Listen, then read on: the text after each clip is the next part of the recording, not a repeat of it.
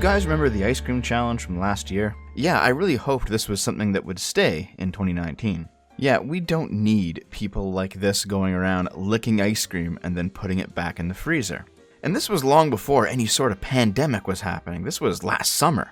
But this rampant stupidity from influencers who are chasing online clout has continued. In case I have to say it, guys, don't do anything like this, okay?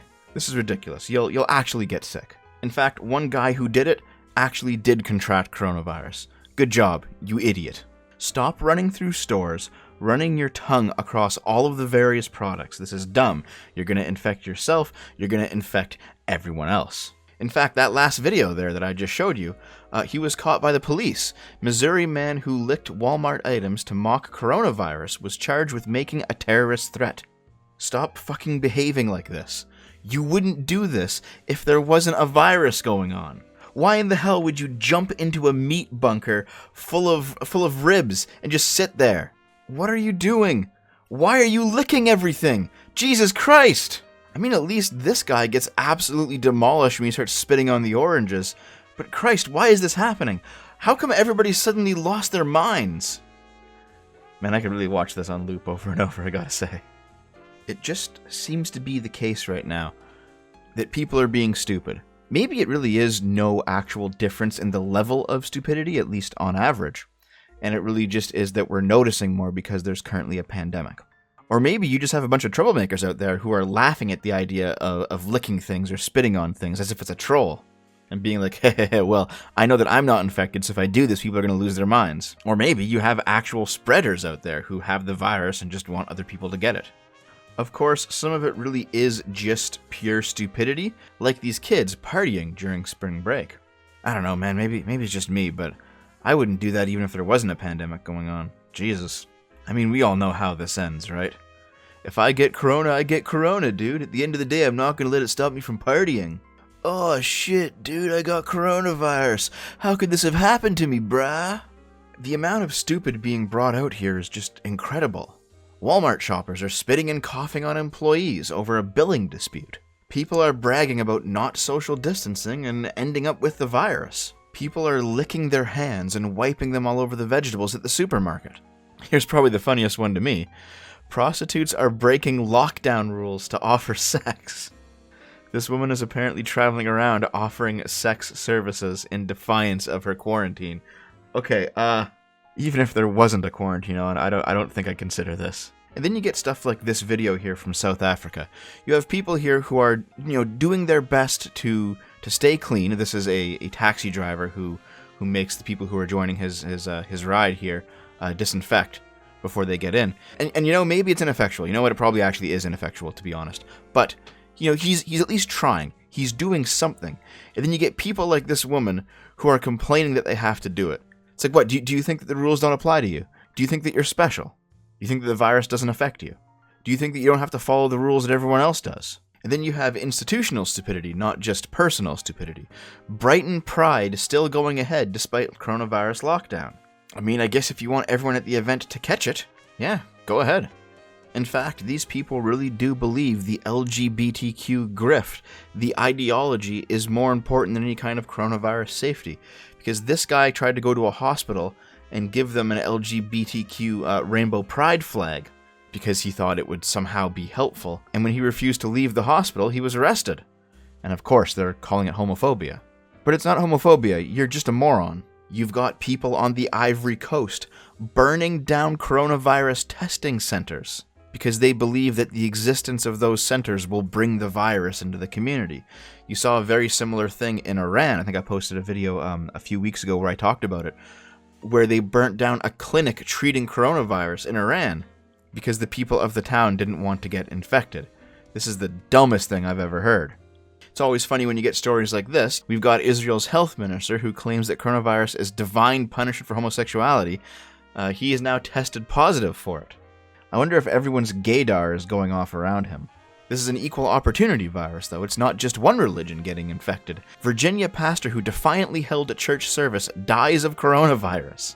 And I'm sure at this point I don't need to show you any more of those pictures of Muslims licking religious shrines and then suddenly Iran getting completely destroyed by coronavirus. We've also got the commander who reported the fact that the virus was on his aircraft carrier being relieved by the US Navy. I can kind of see both sides on this one. Like, on the one hand, you should be telling the truth about this. It is a newsworthy event, and I'm completely fine with the idea of whistleblowing. On the other, if there was ever going to be a group that I believe would probably pull through coronavirus just fine, it's probably young, healthy, fit individuals like the ones that you find, say, in the military. And maybe making this news public only weakens America's military hand, if only a little bit. So I've just given you a quick, scattershot listing of people who have been acting like complete morons in public and have making the situation even worse than it already is with their behaviors. Does this mean that I agree with the way that things are currently happening? The answer to that is simply no. I actually do think we're at the point where we can probably loosen the restrictions a little bit, open things back up. I'm not taking the position of the spring break partiers who are like, if I get corona, I get corona. It's not going to stop me from having fun, dude. I understand that there's a risk, and I'm not running blindly into this. But I do think that at this point, continuing to lock down the world's economy will in fact make things worse for us in the long run. More people would die from a hypothetical Great Depression that comes out of this lockdown if it lasted for, say, 18 months, than people who would actually die from the virus. The virus is deadly. Yeah, it does seem to be disproportionately targeting older people. It is quite terrible when you happen to get it, and getting it only seems to confer a partial immunity, only a resistance, because there are reports of people getting it again. But we have to talk about Iceland's situation for a minute. This was about 2 weeks ago. Iceland's lab testing suggests that 50% of all coronavirus cases have no symptoms. Iceland's in a unique position. It has a population of about 350,000 for the entire country. It's a small country. And it has a pretty high quality of life as well. They were actually able to test, I don't know, was it, I don't think it was their entire population, but it was like 2/3 or half of their entire population. They were just able to blanket test people, no problem. Way more people than have been tested, at least in such a small area, than the United States or Canada or the UK or anywhere else. And what they ended up finding is that most people have coronavirus already. They are just never displaying symptoms. Or maybe 2 months ago they had a cough and thought nothing of it. They just thought it was like a regular cold. And then, but it was actually the coronavirus.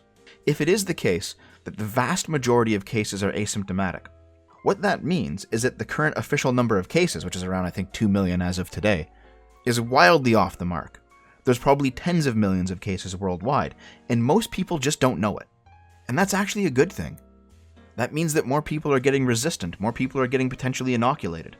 And what that'll also mean is that, regardless of any of our involvement, the acceleration of new cases will naturally begin to slow down. Because as more people get inoculated or resistant through asymptomatic variants, the more people will not be able to actually catch the variants of the virus that could potentially kill them. If you're watching this right now, and you've never had coronavirus, and you've never even been in contact with somebody who has coronavirus, you might actually have it. It's completely possible.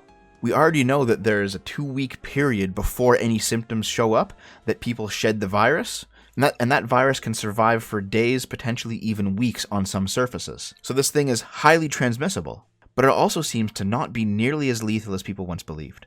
Am I saying that you should go outside and act like these TikTok idiots or these Instagram influencers or whatever, and be a complete moron when it comes to your personal health and safety? Absolutely not. But I am at the point where I'm comfortable saying that the lockdown should end.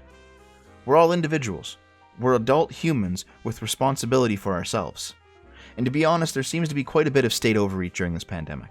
Laws are being passed that are frankly hyper-authoritarian, and I think we all know that that stuff's not going away after the pandemic's over. What happened in 9/11? As soon as the immediate threat of Al-Qaeda was vanquished, did the Patriot Act go away?